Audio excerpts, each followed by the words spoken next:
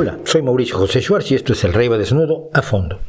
A partir de hoy vamos a hacer un pequeño experimento. Hay una serie de vídeos que no han tenido la suerte que merecerían tener por la temática que nos ofrecen, y no sé si es porque el momento en el que los publicamos era el incorrecto, la miniatura, el nombre, la descripción, todos esos elementos extraños que confluyen para que algo tenga o no el público que merece, o más público del que merece, o menos público del que merece, haya influido. No sé cuál sea la razón, pero no han tenido las decenas de miles que generalmente tienen de visualizaciones los vídeos de a fondo de este canal, por no decir los cientos de miles que han tenido unos pocos, y que agradezco muchísimo al público. Pero en esta ocasión vamos a empezar a hacer reestrenos. Cada 2 o 3 meses voy a reestrenar alguno de estos vídeos que no tuvieron la aceptación que creo que merecen, y voy a comenzar con algo que es muy especial. Algunos de ustedes ya conocen a los guardianes de este canal. Charles Darwin representa la ciencia, Johann Sebastian Bach representa el arte, Velma Dinkley, la heroína de Scooby-Doo, representa el pensamiento crítico, y la valentía, la decencia y la honestidad las representa este señor que ustedes deberían conocer. Se llama Witold Pilecki. Witold Pilecki es el personaje precisamente de este video que reestrenamos en esta ocasión. Fue un capitán del ejército polaco que se opuso a los nazis haciendo un ejercicio de valentía absolutamente admirable al hacerse encerrar en Auschwitz, donde trabajó en la organización de la resistencia y de donde salió para ser uno de los primeros que informaba al mundo libre, al mundo fuera del horror de la Europa nazi, de el exterminio que estaba emprendiendo el nazismo contra millones de personas, precisamente en la zona de Auschwitz II, Auschwitz-Birkenau. Este video no tuvo, las visualizaciones que creo que amerita tener, entre otras cosas porque es un hecho de la historia que no es demasiado conocido, que merece ser conocido y que creo que es absolutamente inspirador, porque su historia es la de alguien que realmente se enfrenta al horror y lo logra vencer. Así que volvemos a publicar el video dedicado a Witold Pilecki y a sus hazañas para que usted decida si realmente merecía tan pocas visualizaciones o merecía quizás algunas más, porque usted es el que decide. Nos vemos la próxima semana.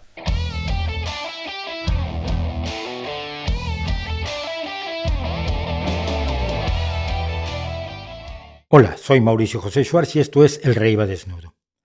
Son las 6 de la mañana del 19 de septiembre de 1940 en Varsovia, capital de la Polonia ocupada por los nazis. La Gestapo ha emprendido una brutal batida contra la resistencia polaca y detiene a casi 2.000 hombres para llevarlos al campo de concentración de Auschwitz en el sur de Polonia, cerca de lo que hoy son las fronteras con Chequia y Eslovaquia, y donde ya padecen otros muchos compañeros suyos. En este preciso lugar, en esta hoy tranquila esquina de las calles Aleja Wojska y Felinskiego, al sur del río Vístula, un hombre se acerca a esa multitud destinada al infierno, a ser esclavizada, golpeada y torturada para dar nombres y datos de la resistencia. Se integra a ellos, se da por detenido. Tiene 40 años y en algún lugar de Polonia a una esposa y a 2 hijos. Sus falsos papeles lo identifican como Tomasz Serafiński, un luchador al que se creía muerto en combate contra los nazis, y encubren la identidad del soldado y fundador del ejército secreto polaco, Witold Pilecki. Y él estaba allí por decisión propia. Se había puesto al alcance de la Gestapo para entrar voluntariamente en Auschwitz con la misión de ayudar a los miembros de la resistencia polaca internados en el campo. Que era un campo brutal lo sabían, y Pilecki lo probó en carne propia al bajar del tren con otros cientos de detenidos. Todos fueron apaleados. 10 fueron seleccionados al azar y asesinados de un tiro. Cuando un hombre dijo ser médico, lo golpearon hasta matarlo. Todos los que eran profesionistas o judíos recibieron una paliza especialmente brutal. Luego los guardias les quitaron todas sus pertenencias, los desnudaron, los raparon y les dieron un uniforme de prisionero a rayas y un número. A Serafiński Pilecki le asignaron el número 4859. Al entrar, diría después, fue el momento en que dije adiós a todo lo que había conocido hasta ahora en esta tierra y entré en algo que parecía ya no ser parte de ella.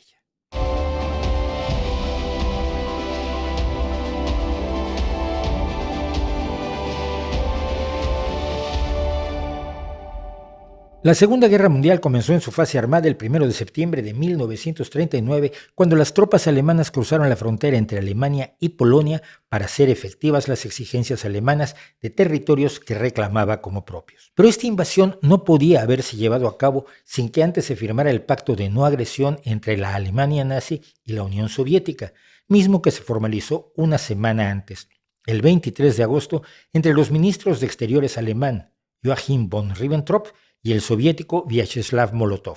El pacto incluía un protocolo secreto que definía las fronteras entre la Unión Soviética y Alemania, dividiéndose entre las dos Lituania, Letonia, Estonia, Finlandia y, sobre todo, Polonia. 2 semanas después, el 17 de septiembre, las tropas soviéticas de Stalin invadieron Polonia para ocupar la parte acordada en los protocolos secretos. Pero los planes de Hitler no eran solo obtener el espacio vital, el Lebensraum, que decía que necesitaba para hacer Alemania grande, sino aniquilar a grandes números de polacos y aterrorizar a los restantes.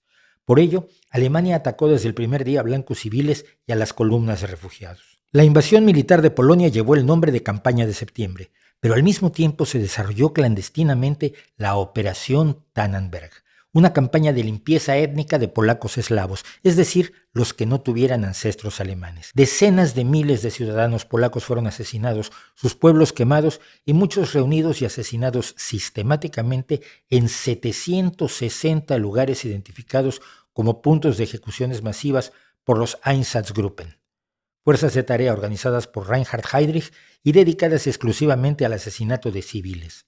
Verdaderos escuadrones de la muerte que posteriormente serían los que emprenderían las primeras acciones de exterminio de la llamada solución final del problema judío. El 6 de octubre de 1939, solo 35 días después de iniciada la invasión, Polonia cayó en manos de la Alemania nazi y la Unión Soviética y el gobierno polaco se instaló en el exilio en el Reino Unido. Antes de eso, incluso el 27 de septiembre de 1939, se formó el primer grupo de la resistencia polaca, el Servicio para la Victoria Polaca, como parte de la fallida defensa de Varsovia. Pero la limpieza étnica y la brutalidad, claro, no terminaron con la capitulación polaca. Al contrario, se intensificaron. Polonia iba a ser un lugar donde los alemanes florecerían y las demás etnias serían esclavas o desaparecerían. Comenzaron las historias de horror como las de miles de niños polacos considerados étnicamente alemanes que fueron arrancados de sus familias y enviados a hogares adoptivos en Alemania para germanizarlos. Y la resistencia polaca se multiplicó y fortaleció bajo las botas dobles de la ocupación nazi y soviética, y uno de sus líderes era el soldado Witold Pilecki.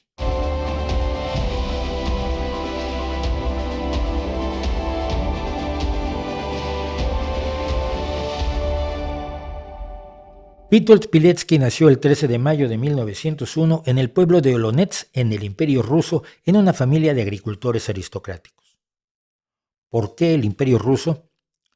Pues porque aunque Polonia se formó como nación entre el siglo XI y XIV bajo la dinastía Piast, su territorio fue cambiando notablemente al paso de los siglos, llegando a ser tan grande como la mancomunidad polaco-lituana de los siglos XVI al XVII, que incluía parte de Estonia, Lituania, Letonia, Bielorrusia, Ucrania y Rusia, hasta desaparecer por completo como país independiente a mediados del siglo XIX, dividida entre el Imperio Ruso, el Imperio Austrohúngaro y el Imperio Alemán. Y a Pilecki le tocó nacer en Rusia, pero en una familia con un profundo sentido de pertenencia a la Polonia perdida. En 1910 se mudó con su madre a Vilno, donde se unió a un movimiento scout que por entonces era clandestino por su nacionalismo, la Asociación Polaca de Exploradores y Guías. Cuando después fue a Oriol a estudiar la secundaria, fundó allí una sección local de la asociación. Al ser derrotados los poderes centrales en la Primera Guerra Mundial y declararse la Segunda República Polaca, Pilecki volvió a Vilno y se unió a una formación paramilitar de la Asociación de Scouts aliada al Movimiento Blanco Ruso, organización que luchaba contra los bolcheviques comunistas y donde militaban desde los socialdemócratas de Kerensky hasta liberales y antiguos partidarios de la monarquía zarista. A la nueva Unión Soviética no le gustó la Polonia independiente y a fines de 1918 la invadió para recuperar lo que consideraba sus territorios. Witold Pilecki luchó hasta la caída de Vilno, cuando quedó tras las líneas del Ejército Rojo, y entonces participó en la guerrilla partisana hasta que pudo volver a Polonia y entonces se presentó voluntario del nuevo ejército polaco. Al terminar la guerra en 1921 con la partición del territorio en disputa entre Polonia y Rusia y la firma de la Paz de Riga, Pilecki pasó a la reserva. Dado que en 1924 tuvo que abandonar sus estudios de Bellas Artes, en 1926 acabó haciéndose cargo de las tierras de su familia y en 1931 se casó con María Ostrovska y tuvieron 2 hijos. Al tiempo que era responsable de una empresa lechera y fundador de una asociación de granjeros, se dedicaba a la poesía y a la pintura, además de continuar con su preparación militar, llegando a ser teniente segundo de caballería. Su burguesa vida del campo se interrumpió con las invasiones nazi y soviética de Polonia y fue llamado a filas como comandante de un batallón de caballería el 26 de agosto de 1939. Luego de fracasar en su intento por detener a los alemanes, su división se rindió el 22 de septiembre y los soldados recibieron la orden de retirarse a Francia, cruzando Rumanía. Pero muchos, entre ellos el propio Pilecki, decidieron quedarse y organizar la resistencia clandestina. El 9 de noviembre, Pilecki fue uno de los fundadores del ejército secreto polaco, OTAP. Su misión era ampliar las redes de la resistencia, para lo cual usó como cobertura la de gerente de un almacén de cosméticos. Sin embargo, pronto Pilecki tuvo graves diferencias con el líder del TAP, su antiguo compañero Jan Wlodarkiewicz, quien empezó a acusar a la falta de valores cristianos de la derrota polaca y empezó a hablar de una Polonia fanáticamente católica, atrayéndose así a grupos de la extrema derecha, adoptando un tono ultranacionalista y un creciente sentimiento antisemita. Pilecki rechazó este giro que hallaba contrario a sus convicciones, incluso como católico, y entró en conversaciones con otro grupo, la Unión de la Lucha Armada, que buscaba derechos iguales para los judíos y se esforzaba en documentar las atrocidades nazis para buscar la simpatía de los aliados. Finalmente, a mediados de 1940, el líder del TAP se sometió a la Unión de la Lucha Armada y al mismo tiempo anunció que Pilecki había sido propuesto para infiltrar el campo de Auschwitz. Aunque Pilecki sintió que esto era un castigo por no someterse a las ideas de su viejo amigo, aceptó la misión.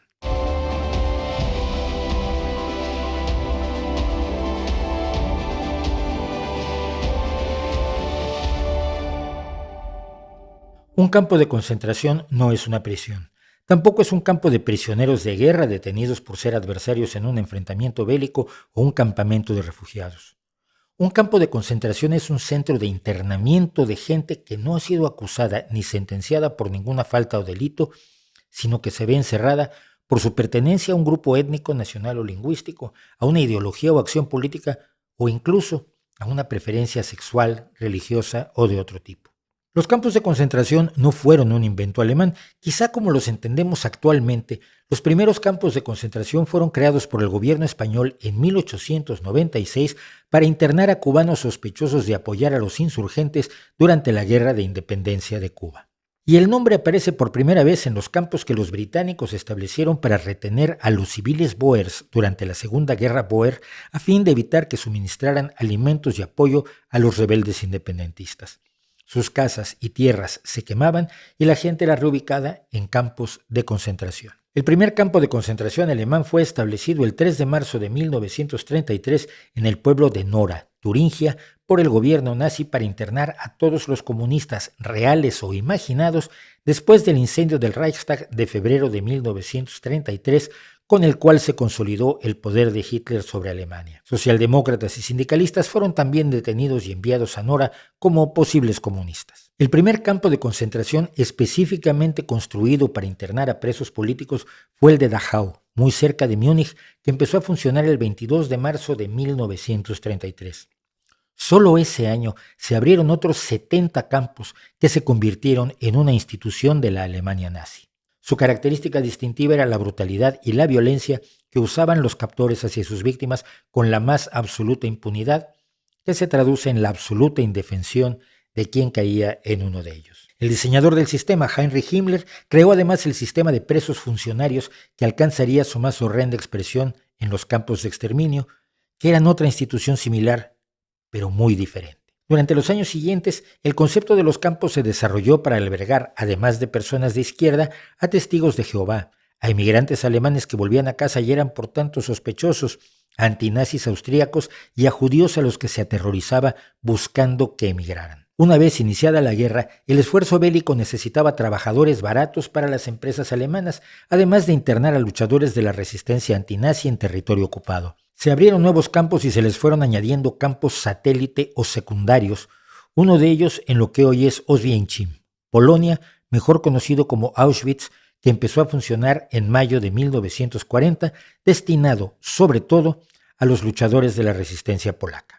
Las historias de horror que de inmediato empezaron a salir de Auschwitz sobre palizas, torturas, malos tratos y falta de alimentos a los resistentes controlados por otros presos, criminales comunes aliados a sus captores, preocuparon a los miembros de la resistencia y se decidió que Pilecki se hiciera detener y organizara a los más de 3.000 presos polacos, además de dar informes sobre su situación. Es difícil imaginarse a uno mismo aceptando tal misión, ya no digamos presentándose voluntario a ella. Y los campos de la muerte, campos de exterminio con cámaras de gases y crematorios, eso vendría después, y uno de sus testigos privilegiados sería Witold Pilecki, el preso 4859.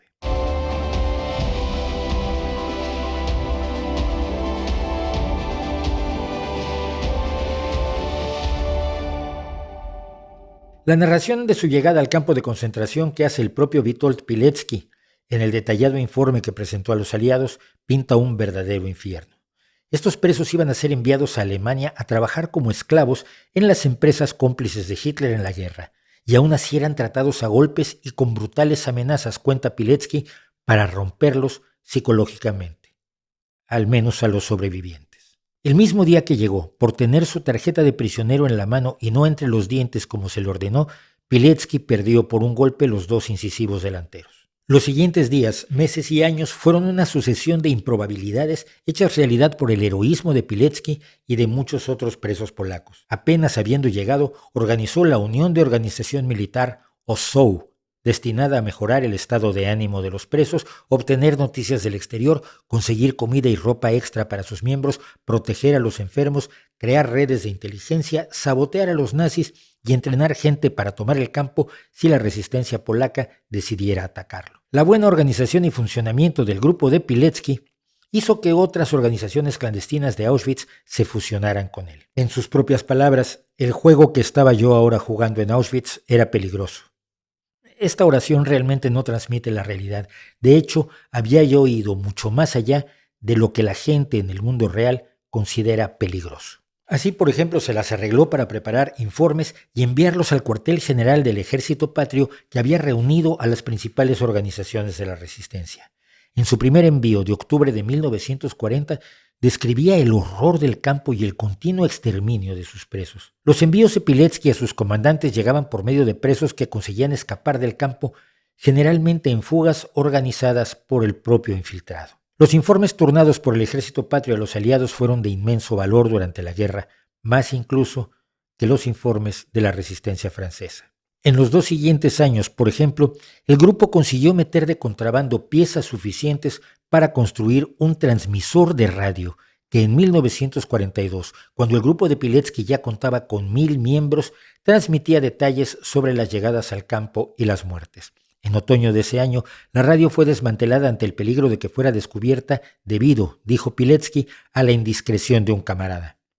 Pero nunca nadie de esos 1.000 traicionó al grupo. Y todo esto se hacía mientras los presos, Pilecki y todos los demás, sufrían de inanición y se veían comidos vivos por chinches y piojos, afectados por continuos brotes de tifus y trabajando jornadas mortales durante las cuales, además, debían soportar las palizas de los guardias y sus castigos a capricho. No era raro que algún preso corriera hacia la cerca electrificada para matarse y terminar con su sufrimiento.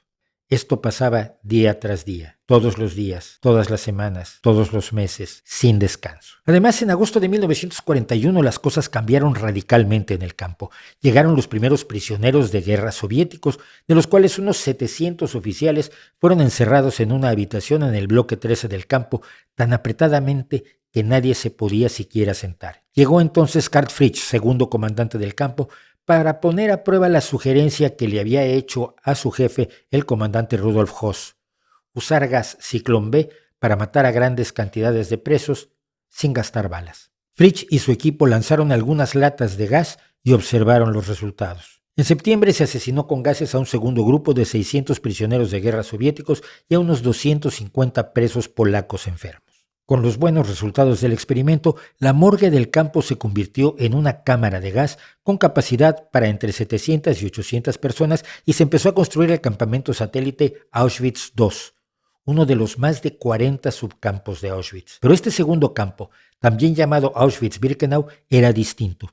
Era un campo destinado estrictamente a aniquilar seres humanos, un campo de exterminio o campo de la muerte. El 16 de marzo de 1942, según cuenta Pilecki, comenzaron los asesinatos diarios en la cámara de gases de Auschwitz-Birkenau con 120 mujeres polacas. Pilecki narra detalladamente las mejoras técnicas que aumentaron la eficiencia de las cámaras de gas y de los crematorios, donde diariamente se quemaban miles de cadáveres de esa red industrial de aniquilación que distinguió a la Alemania nazi y la hizo distinta de todas las demás masacres, genocidios, atrocidades y exterminios emprendidos por la barbarie humana. La gran mayoría de los campos de concentración utilizaban a los presos como trabajo esclavo para diversas necesidades del esfuerzo bélico nazi, y en todos ellos el respeto por la vida era inexistente, de modo que en todos ellos la muerte era un acontecimiento cotidiano. 6 campos, sin embargo, se erigieron exclusivamente como parte de la industria del exterminio.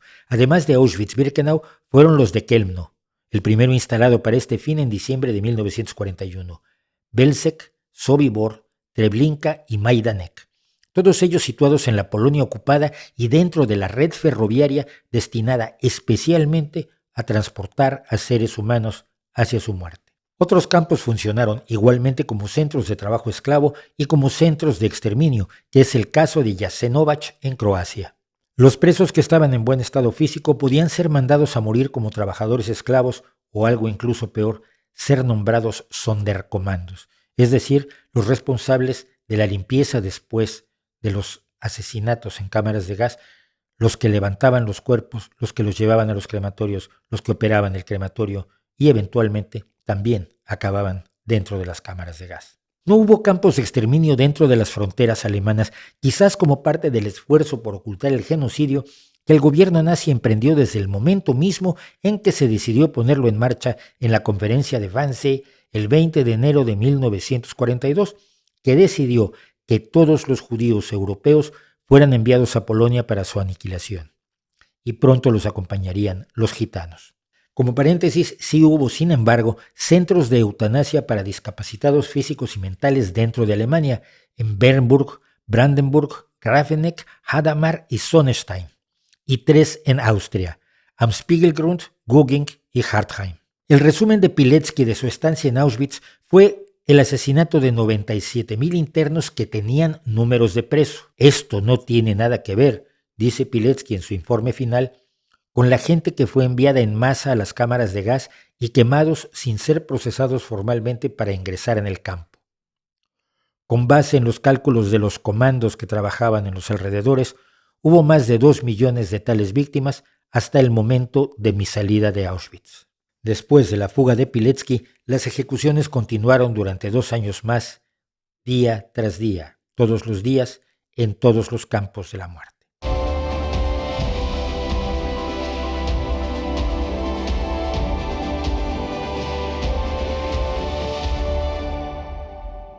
Los alemanes estaban conscientes de que había grupos clandestinos de resistencia y buscaban activamente a su líder. Cuando la amenaza de ser descubierto fue demasiado grande, se quedó sin gente y no recibía nuevas órdenes, Pilecki llevó a cabo su propia fuga. La noche del 26 al 27 de abril de 1943, Witold Pilecki y 2 compañeros fueron asignados a trabajar en una panadería que estaba fuera de la cerca electrificada del campo. Rompieron una puerta de metal, desactivaron a un guardia, cortaron el teléfono y se fugaron. 2 años y 7 meses después de que Pilecki se entregara a la Gestapo. Su fuga les permitió llegar a una casa segura de la resistencia en Bochnia, propiedad del comandante Tomasz Serafiński, el verdadero Tomasz Serafiński, cuya identidad había asumido durante tanto tiempo el infiltrado Pilecki. En agosto de 1943, Pilecki emprendió la redacción de su informe a los aliados sobre la situación en Auschwitz, la resistencia clandestina, las experiencias del propio Pilecki y el exterminio de prisioneros, sobre todo judíos. Detallaba lo que casi nadie sabía: las cámaras de gas, el proceso de selección, los experimentos médicos y los crematorios capaces de disponer de 8.000 cuerpos al día. Era la primera noticia clara que se tenía de lo que estaba haciendo el nazismo. Al informe de Pilecki siguieron los protocolos de Auschwitz de Jerzy Tabo, que escapó el 19 de noviembre de 1943, y los informes Burba-Wetzler y Rosin-Mordovich. Pilecki volvió a la lucha, ahora en una unidad de sabotaje de una organización anticomunista clandestina. En febrero de 1944 fue ascendido a capitán de caballería y siguió apoyando a la resistencia dentro de Auschwitz desde la libertad. Libertad quizás relativa. Pilecki sufrió el resto de su breve vida de lo que hoy podríamos llamar estrés postraumático. Lo que había visto, lo que había experimentado en carne propia, lo marcarían para siempre. Se sabe además del apoyo que dio a familias judías para protegerlas usando dinero de la resistencia. Pilecki participó como voluntario en el fracasado alzamiento de Varsovia del 1 de agosto de 1944, cuyo objetivo era restablecer una Polonia soberana para evitar el dominio soviético. Fue capturado por los alemanes y llevado al campo de prisioneros de guerra polacos de Oflac 7A, donde permaneció hasta la liberación en 1945 y finalmente la conclusión de la guerra con la derrota nazi.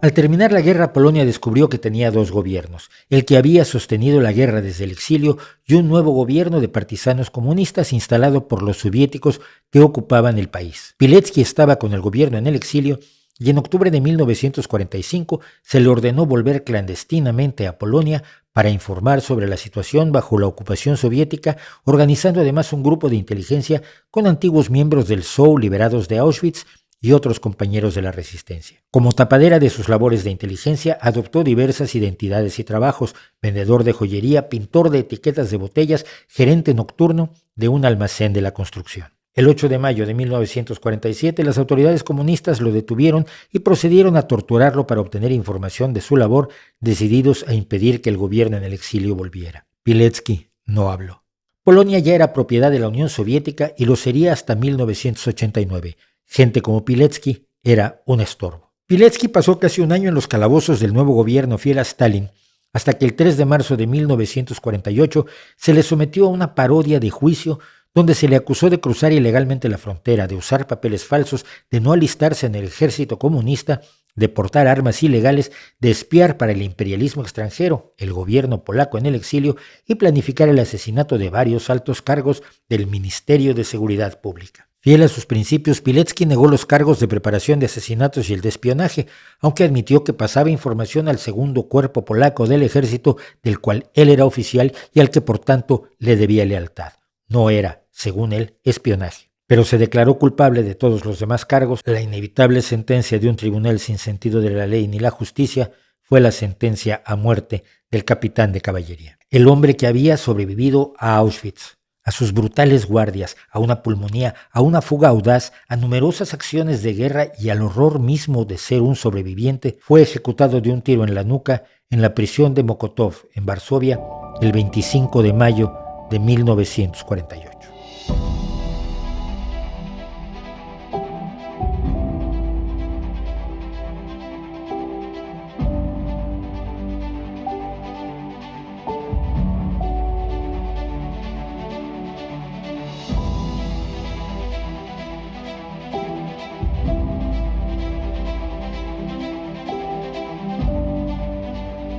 Su figura desapareció de la historia de Polonia hasta la década de 1990. Sus hijos, Sofía y Andrzej Pilecki, oyeron por la radio los detalles del juicio contra su padre y la noticia de su ejecución. Se les enseñó que su padre era un traidor y un enemigo del Estado. No fue sino hasta la década de 1990, ya muy mayores, cuando descubrieron que su padre en realidad era un héroe, y un héroe muy por encima de la media de lo que las personas normales consideramos heroico. Fue entonces cuando se empezaron a conocer sus informes, en particular el muy detallado informe W, que preparó para los aliados en 1943 después de su fuga y que sigue siendo una lectura espeluznante. Y en la prisión, donde se le ejecutó, hoy se le homenajea. Witold Pilecki fue ante todo un hombre leal a sus principios, que cumplía con su deber cuando este deber coincidía con ellos y lo hizo hasta sus últimas consecuencias, hasta la tortura, el dolor y la muerte. Pero lo que lo hace grande, a diferencia de los mártires religiosos, no es el sufrimiento físico, sino la convicción de hacer lo que debe hacerse. En algún momento, después de ser condenado a muerte, dijo: he tratado de vivir mi vida de modo que en la hora de mi muerte sintiera más júbilo que miedo. Su otro legado, por supuesto, son los reportes que hizo desde el interior del infierno mismo, del centro de la degradación humana, del dolor y del horror. Son los testimonios de la aniquilación de millones de inocentes que fueron redactados antes de que los aliados llegaran a los campos de concentración y exterminio y encontraran las evidencias que habían dejado los nazis por no poderlas destruir a tiempo. Son testimonios que no pueden rechazar los negacionistas del horror nazi, aunque, como ya comentamos en el vídeo Negar las atrocidades nazis, de nada valen los argumentos de sus actuales seguidores poniendo en duda el Holocausto, cuando fueron los propios asesinos los que confesaron ampliamente, detalladamente, a veces jubilosamente, todos y cada uno de sus crímenes. En última instancia, Witold Pilecki nos manda un mensaje de todo lo que puede hacer una sola persona.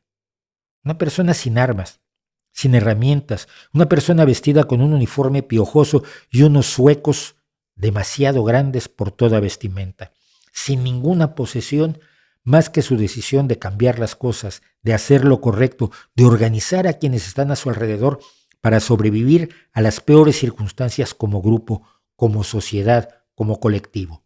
Un creyente religioso que se niega a caer en las visiones extremas de otros creyentes a su alrededor. Un enemigo del autoritarismo y un verdadero republicano. Y un pequeño mensaje más. Se puede ocultar la historia durante mucho tiempo, pero siempre hay una probabilidad de que el relato oculto, las palabras condenatorias silenciadas, la mejor condición humana cubierta de tierra y escombros, se hagan evidentes, surjan y sobrevivan a quienes los trataron de borrar de nuestra memoria. Porque la memoria es un arma poderosa también. Y por ello es bueno recordar a gente como Witold Pilecki. ¿No cree usted?